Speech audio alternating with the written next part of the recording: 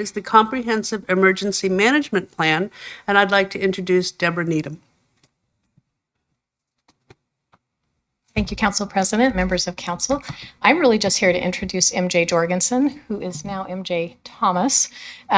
So she's going to be presenting. She's our lead planner in emergency management. She's going to be presenting and answering questions about our comprehensive emergency management plan. So MJ, take it away. Council members, thank you for your attendance today. The Renton Comprehensive Emergency Management Plan begins with a comprehensive planning process. This is where we define priorities and goals, outline how we can achieve those goals, and assign responsible agencies. In this process, we agree on the approach to responding to the incident to complete an effective response. The CEMP process includes a public input process, as well as a legal review, department and agency review, as well as a council approval before it goes to the state. The CEMP high level. In this plan, you're going to see things that are a step above actions. This plan and purpose is to define and assign the roles and responsibilities to get things done in an emergency. We're looking for who's responsible, how external and internal departments can all work together and communicate with one another. We have organized this plan through the emergency support functions with 3 supporting incident annexes. Emergency support functions and annexes are categories of capabilities designed to improve the emergency response. All 18 sections of the plan, including the base plan, are outlined here. At this high level of emergency support functions, we are looking at what needs to get done, who does it, and the essential elements of information to complete these actions. The overall comprehensive emergency management plan has multiple sections, but I would like to bring your attention to 5 main categories that we've improved upon since the last update. The authority section has been moved to the forefront. When we begin planning for training and exercises, we want to know who has the authority, who has been granted this authority to give you this opportunity to do these functions. Most of these will be found in policies, laws, and regulations. The concept of operations section has included an update of essential elements of information. In this, we are looking to provide better direction and coordination of efforts by collecting essential elements of information to guide that emergency response. Who are we going to collect it from, and who needs to know what we have learned? The whole community section has been added to every section of the comprehensive emergency management plan. Whole community includes individuals, families, community groups, those with access and functional needs, limited English proficiency, and other disabilities not mentioned. We're looking to identify the entire community of Renton and bring them to the forefront of our planning process. Because when we think about the entire community of Renton, we're able to recover with the entire community of Renton. The responsibility section has been improved for a more organized, leaner process. This is going to look like multiple tables throughout the document, and we're looking to organize who is doing what function in an emergency, and we're aligning it to core capabilities to make sure that the entire emergency support function is completed. When we look at core capabilities, we're saying what needs to get done, how we're going to do that. The resources and references section is really where we start getting into the meat of the plan. What training, equipment, or resources are we needing to complete this section of the plan? But more importantly, what related plans, policies, and procedures can we point to from this high-level plan and direct you down to that more operational, that more tactical level plan that tells you how to do it? A great example of this would be our Integrated Emergency Communications Plan. The IECP is a plan that dictates how we are going to communicate with all populations of the city of Renton. Another solid example would be our sheltering annex. We have a sheltering plan to kind of identify what types of shelters we have and how we're going to stand those up. Does anyone have any questions on the comprehensive emergency management plan? Yes. No, I'm not. Not yet. I was still marinating. I do, actually. Yes. I'll recover myself. Well, thank you for an amazing presentation and quick and efficient and to the point. How is this going to be advertised or communicated across all of our different communication platforms? I can absolutely identify that already. If you'll see here on this slide, the public input process was conducted by multiple avenues. In the month of June, we conducted an in-person public input fair. This was a great opportunity to not only educate the public and their families at a low-income area of Renton on the Comprehensive Emergency Management Plan, but it brought together all of our partners under one actual roof on the playground to educate everyone on the Comprehensive Emergency Management Plan and garner public input. We also offered an online option where those could also input their public input on, I think, Bang the Table was the platform that we used. Yeah.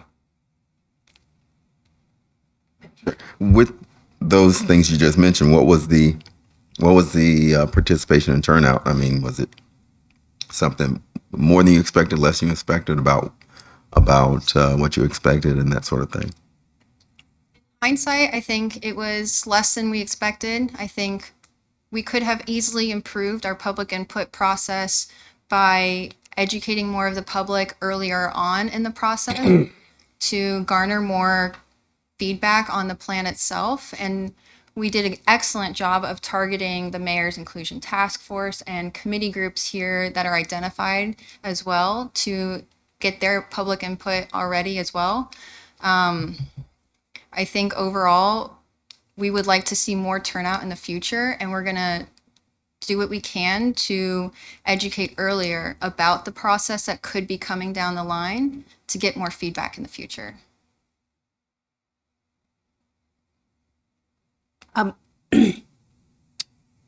When will we be able to see the plan?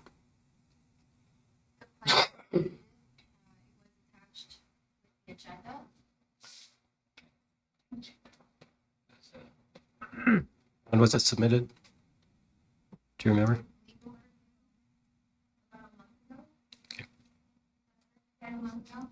The plan went through the legal review process and was submitted thereafter about a month ago. Happy to send it out again. Because I guess I'm missing something or it's not in our. Yeah, it's not in our. It's not in there. No. Well, we can pull that right up and fix that. It's attached as a resolution for tonight's council meeting. Which council meeting? It's for tonight's council meeting. That tells you. Resolution 4512. Okay, so it's attached to the. To be adopted as a, yes, it's a resolution. It's an exhibit to resolution 4512. Thank you. I'm sorry. Any other questions? Because the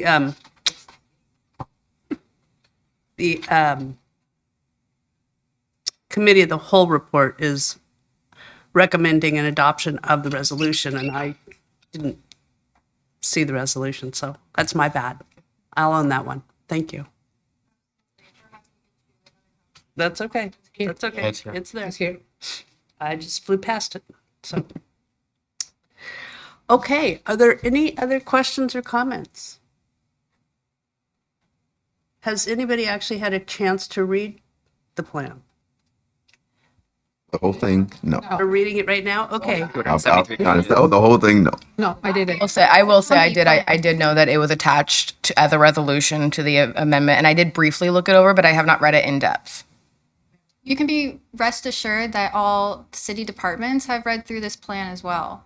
We did conduct an internal review process that also included all city administrators.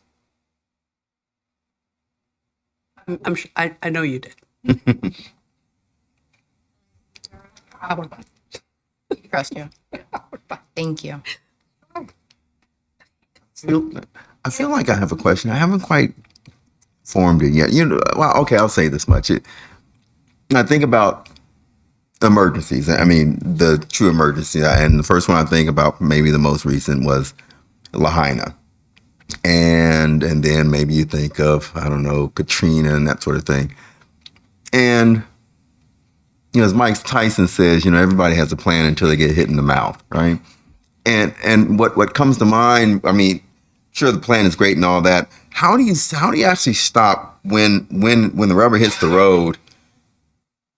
Everything just going, I mean, just I don't know, panic, because like people running around with their chicken with their heads cut off, like a chicken with their heads cut off. And I mean, is this something we're trying to, I won't say avoid, but are we trying to just manage it as well? Are we trying to put this thing together? You get the public's input, and hey, this plan is so tight that even in the worst scenario, man, it's working like a well-greased machine or whatever, that well-oiled machine. I mean, do you know what I'm saying? I mean, help me Yeah, understand absolutely. kind of how we take this 289-page document and come away thinking, oh my goodness, to this do is it. going to be, you know? Yes. Thankfully, I have had really awesome opportunities working for the city of Renton to learn more in my position. So I've had a chance to go through the planning program with the FEMA and understand better how we can improve the planning programs. The best thing that you can do for a plan is create the whole planning process where you bring together the people who are supposed to be in that plan saying that they're going to do something and talk about it. So that's that first step, is educating all the responders and saying, hey, we're going to put this down in the plan. And it's going to say, you're going to do this. Can you guys do that? And you have the capability and the resources to do that. So we're first going through that process, talking it through and educating everyone in the same room at the same time and writing that down.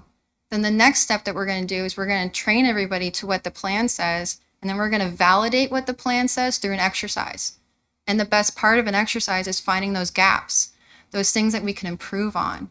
And what we do is at the conclusion of an exercise, when we've gone through the plan and maybe we've made a couple of mistakes along the way, but we made those mistakes in a safe environment where we can now document those mistakes and say, let's put that into the after action report, that AAR. And from there, that AAR, the last page, conveniently on the last page, is an improvement plan. And that improvement plan gets marked up and says, we're going to improve on this task, and this person's going to be responsible for that, and this is when we're estimating it could be completed. And so that whole entire process is what we're trying to do from the very beginning of getting people together and saying, hey, we could have an emergency. Let's start talking about it and writing it down, to going through it and improving on what that plan says. That was well answered, MJ. I might have some additional comments. Okay. Have a little bit of historical perspective because I've been here a long time now. So we've seen a few things going on, and it simply has not been my experience that people in Renton panic. First of all, comprehensive emergency management plan is meant to govern our response to our community and service of our community. And so our responders do an amazing job. I have never, ever seen anyone here in the city of Renton panic when it came down to it. And I think part of that is because there is a plan, and there's a famous saying in emergency management that plans are nothing, planning is everything. And that's because we've had everyone engaged at the level that MJ has engaged everybody. Every department's been involved. Everybody knows what their role is and who's going to do what. And it really does. I feel like I'm bragging a little bit on my own child, but I feel like in the city of Renton, we do an amazing job. All of the responders know what to do. They spring into action, they coordinate, they share information, and it really goes very, very well in an emergency because we've done the planning together. So that's what MJ has been really highlighting, the detail of that behind the scenes planning process. That's why it's so good. And so anyway, I just want to reassure all of council and our community that we have some amazing responders in the city of Renton. I have no concerns on that front. Not that we can't ever improve. There's always areas for improvement. We can do better, but they really do. They certainly don't panic, and they know what to do. So I hope that adds a little bit of a dimension to that. Yes, she. Thank you, both of you. I do remember a panic moment, and maybe it's because I have a PTSD for 2020 during the pandemic. I do remember that first week that we had to close everything and send everybody home, and nobody knew what was happening, and it was a panic moment. At that time, I remember every Monday having to pass new legislature because that I was reading the role and responsibilities of elected official, and I was looking at the city council overall role. I do remember perfectly that was the time that we need to, from moving our business to do it by phone, from out changing rules and regulations from city codes to be able to have a meeting virtually, to implement all the virtual. So all those steps and what today we see normal came out of the first 3 months that we were in the middle of something that we didn't know. And as a council member, I have been briefed for the previous 6 years about what we do in these cases of emergency, but we were always talking about flooding, earthquakes, things that really we would have never been able to access any kind of electronics, and how would we do if we cannot contact each other? And we had that plan. I fully recognize it. I didn't read the whole document, but my hope is that the document includes those events that our role beyond approving budget or giving emergency powers to the mayor is that the next process in our own legislation, we are ready to know how we're going to legislate in the worst case scenario when we cannot reach even our phones. And what is the way if we don't have 4 council members at the time, because that was a case that we needed to make sure that we have quorum and special meetings to be able to move ahead with something that was the unknown. I'm sure I'd like to also pass this over to Deb in just 1 second, but I would also like to kind of re-illustrate the emergency support functions, because these were identified for an all hazards perspective. Regardless of the hazards type, you are going to have to look at transporting people. You're going to have to look at moving resources and communication. So these 14 ESFs and the 3 annexes that we have, they're designed to look at the entire picture of any type of emergency and apply them. Deborah, Needham, would you like to also? I can also tell you that when we convened and activated the EOC for COVID response, that we were using these emergency support function and the annexes as a guide for us. So we were looking at what needs to be done, how do we serve our community, how do we continue to do our business uninterrupted in government. And I think that's one of the other plans that's going to be completed in the next few months is our continuity plan. And so that was the other piece of it. And I think our continuity plan was not as solid as we would have liked it to have been. And we are doing some refinements on that now and fine tuning and pruning to make it simple and easy for everyone to do. Here, this is on the emergency response side. So this is a little bit different than how we're continuing our own business. So I think that in answer to your question, Councilmember Perez, I think is really like that continuity function. And that's very different. And I don't think we had all of our things nailed down as well. We had a rudimentary pandemic plan, but it was very basic. We hadn't looked at it since 2009 when I drafted a very, very basic one. And then it was quiet for a long time. And so to your point, that continuity part of it, that's how government continues to operate and continues to serve our community. So I think that's where we attend to those kinds of details. On this level, this is more oriented towards like floods and external threats, that how we respond in the community. And our COVID response out in the community very much followed these guidelines. We also were not, unlike most of our situations, we were not the incident command agency. None of our departments had incident command in this. It was a public health emergency, and public health claimed incident command as a region. So we were following their direction and their recommendations. So it was a little bit of a strange animal for us to have done that. So we learned a lot from it, absolutely. And I think the continuity planning is going to address those concerns in the future. Thank you. Thank you. I'm sorry, executive privilege, to just point of clarification that the continuity plan will contain a component for council. Yes, continuity planning is about how all of our functions continue to operate. And so there will be a component about how council reconstitutes itself, how you might be able to do business. There is a small bit in the basic plan that talks about continuity of government in the basic plan portion of the comprehensive emergency management plan. What's in there is very basic, but it's not like your detailed playbook. So in a continuity plan scenario, we would have more of a playbook for you. And so absolutely, council will have more guidance and more specifics. And Michelle Toyer is our other member of staff, and she is the one who is leading that continuity planning effort.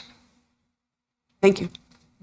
I would like to point out that regardless of an emergency, you want to make sure that your community needs are met. Is that correct?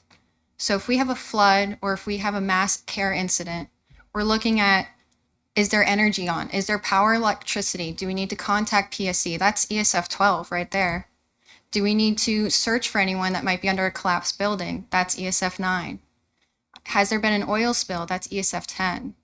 Do we need to repair roads or shut down roads? That's ESF 1 and perhaps also the evacuation annex. So we might not know the hazard. We might not be familiar with a public health emergency, but we know these emergency support functions within the city.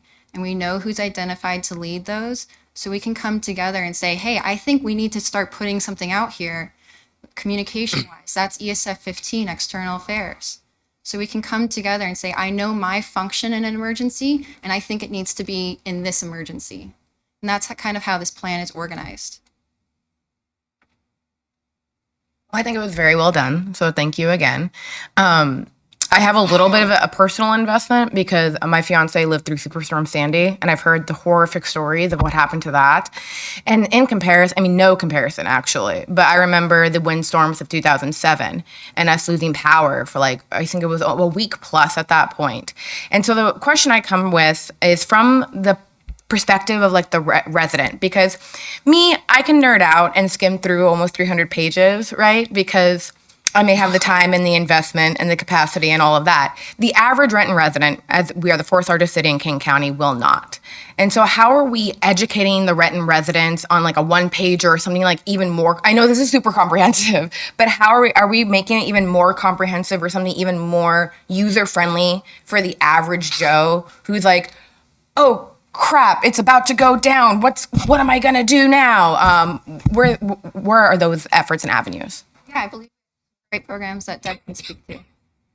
So this is also another program that Michelle Toyer leads, our public education and outreach program.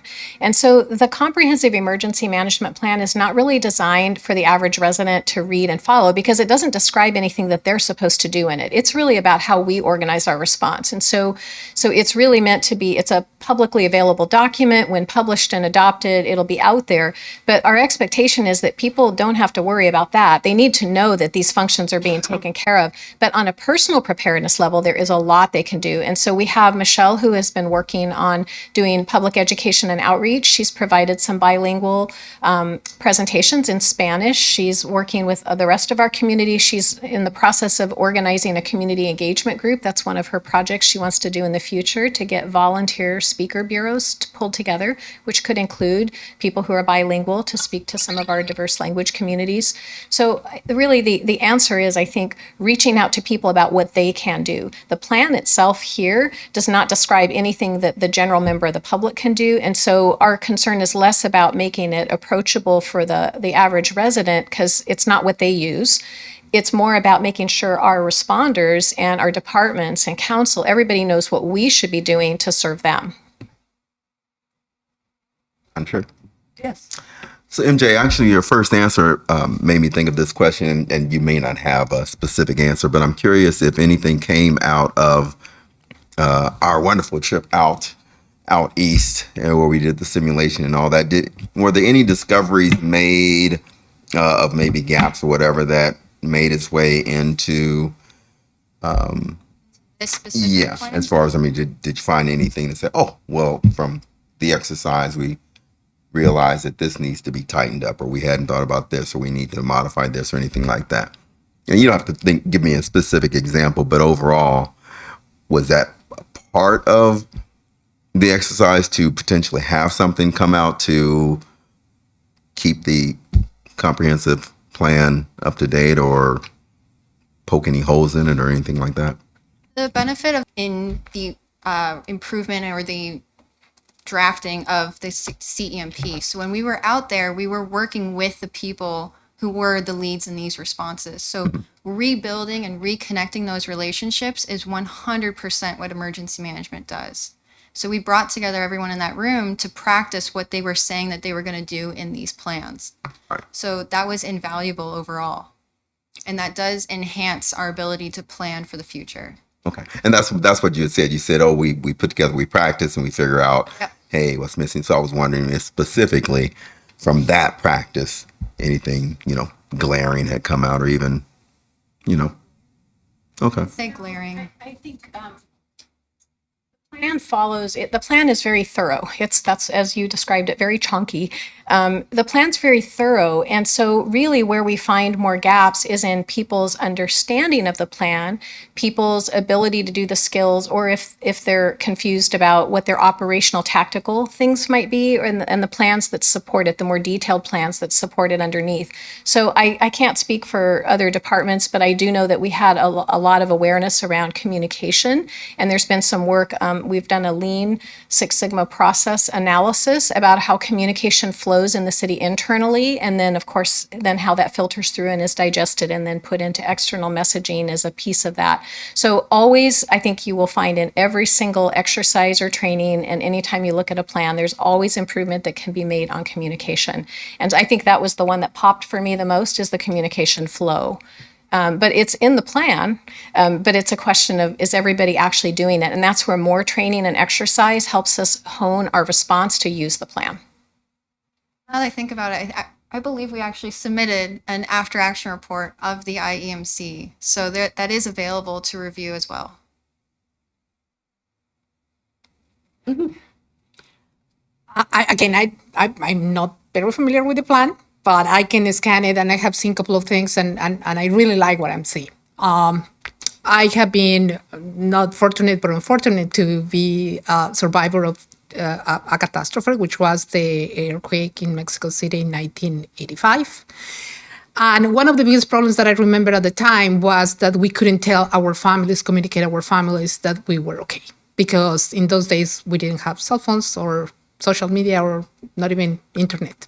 So the only way that we could use were telephones, and the telephones line collapsed and we were not able to send anything. So what people used was the TV. You send a message to the TV and the TV will put on the bottom the families that have survived the catastrophe. Fast forward, last month, Acapulco had a horrible disaster with a hurricane. And we had the same problem. The cell towers collapsed and nobody was able to reach their families or friends to know who had survived or who was okay or not. There were 2 days until I was able to reach my best friends to make sure that they were okay, even though their house was completely gone.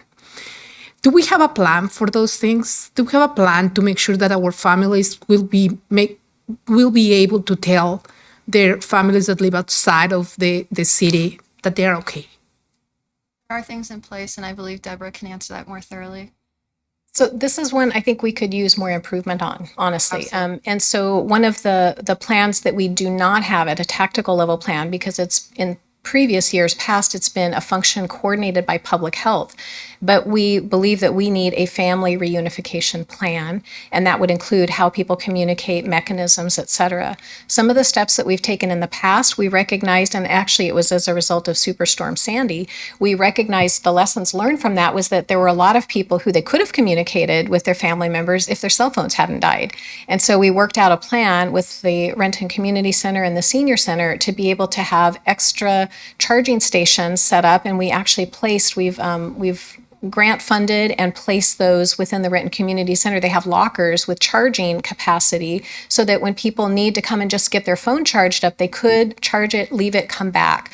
So those are little steps that we've taken, but I think that we could do more on that, on the family communication and facilitating. It's not addressed in this comprehensive emergency management plan, and I think that would be something we would put in a tactical level plan, which would include things like what we did with the, I don't know if anybody remembers the days of Dennis Conte when he was here, but he worked out an electrical wiring diagram, load calculations for how many charges could be put on outlets, et cetera. That's the tactical level plans that support and enhance a comprehensive emergency management plan. And I think we probably need to do more with that particular aspect. Thank you. This plan addresses ESF2, Communications, Information Systems, and Warning. So this identifies what resources that we have to communicate, which majorly includes our Renton Emergency Communication Service, our amateur radio operators, as well as other cell phones, satellite phones, and GETS cards throughout the city. And then ESF 15, External Affairs, addresses how we're going to communicate using those resources externally of the city. Thank you very much. Councilmember Vaughn. Yeah, thank you. You answered part of the communications question I had. So then in terms of like like just more specific, like ham radio? Are staff getting trained on that, or is it just how it just kind of? And that, is that your Yeah. question? And then how we can open up to the public Yes. if any? So we have a very active amateur radio group, the Renton Emergency Communication Service. Their sole mission is to serve the city of Renton and to provide redundant communications in the form of amateur radio. They also do a few other things, like they can assist with social media monitoring and some other things. The challenge with ham radios in terms of training staff is that we're not supposed to use amateur radio for staff communications. There are some prohibitions about that, and so amateur radio volunteers can use it, and there are exceptions made for that. I do have my ham radio license, but the expectation is that, you know, if it was a dire emergency, I might break a rule and go ahead and use it if that's all I had, but then it would be under extreme circumstances. We rely on our volunteers to do that.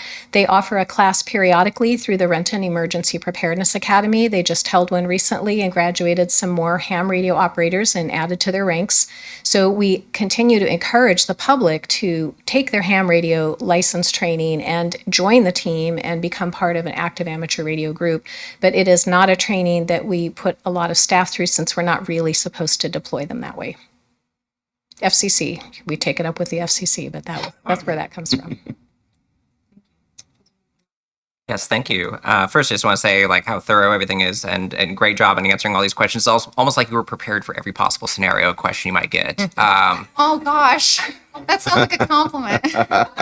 My question is on the planned maintenance section. So I'm curious, what is the process and how long does it take for, how long is the review process and updating the plan? How much time do we expend into going through, because I was looking through the previous interviews and I'm noting there was probably some sort of like emergency thing that happened in the midst of the last update, but it's been a little bit longer than the last one. So when does that process start and then naturally kind of wrap up? So in this entire process, I believe we received an extension due to the COVID pandemic. So that did increase the longevity between the last update. Our plan for the comprehensive emergency management plan is legally mandated to be updated every 5 years. However, the best thing that we can do for this plan is annually do a checkup on it, kind of take it to the doctors and look it over and make sure that everyone reviews it. And the best place to do that will be through our emergency management group that meets monthly. So we can do a quick review of it every month to say, hey, has anyone had any lessons learned or improvement items as you glance through this plan at least once a year? I think that will be the best maintenance plan going forward for the comprehensive emergency management plan.